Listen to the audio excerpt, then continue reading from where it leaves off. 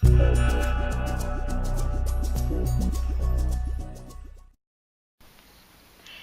name is Amandine Crespy, and I'm a lecturer in political science and European studies at the Free University in Brussels, the ULB. Okay, Amandine, thank you for joining us on the occasion of the summer school. We were very pleased to have you here, and this is a good opportunity for me to sort of pick your brains on some of the issues that you are currently working on. And my first sort of question for you is, how do you think the European financial crisis and the crisis in the Eurozone affected the direction of European integration and its future?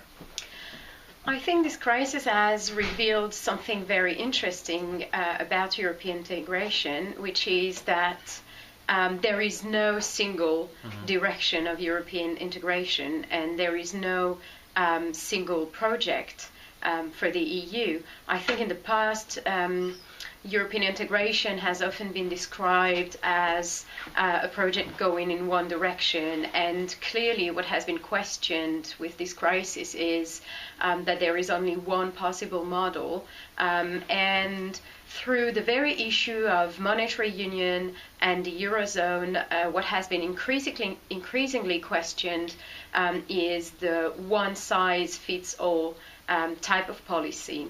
And we see that there is a very strong desire to have a genuine political debate and even conflicts and disagreements, but a debate about alternative projects for Europe. Well, in light of that answer you just gave me, and following up on the first question, so how do you think the results from the European Parliament elections just a few weeks ago will affect the way that we think about Europe and European Union, but also the way that we perceive integration?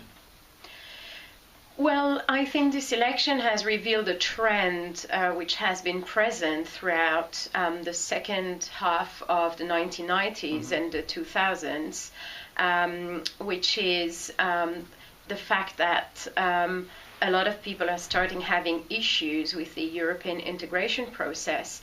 Unfortunately, because the mainstream parties have not really been able to articulate these alternative projects for Europe, an increasing number of citizens feel today that far-right and nationalist parties and the return to the nation is the only possible alternative projects. Hence, the fact that a genuine political and conflictual political debate about Europe is really crucial. The situation we have now in the European Parliament is a stronger presence of Eurosceptic parties.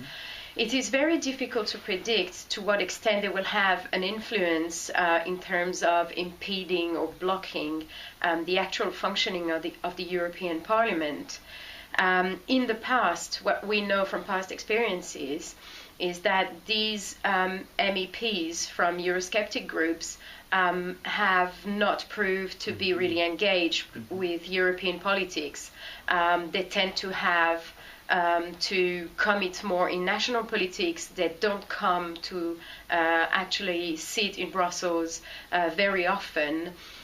So I don't think that these groups will be able to impede in a major way the functioning of the European Parliament. But on the perception question, paradoxically, I think this election expresses a strong desire to change Europe. But paradoxically, we have now groups which will make it more difficult to change Europe, because they will argue for the preservation of the status quo in a lot of debates, and they will tend also to block any new initiative for new policies at the European level.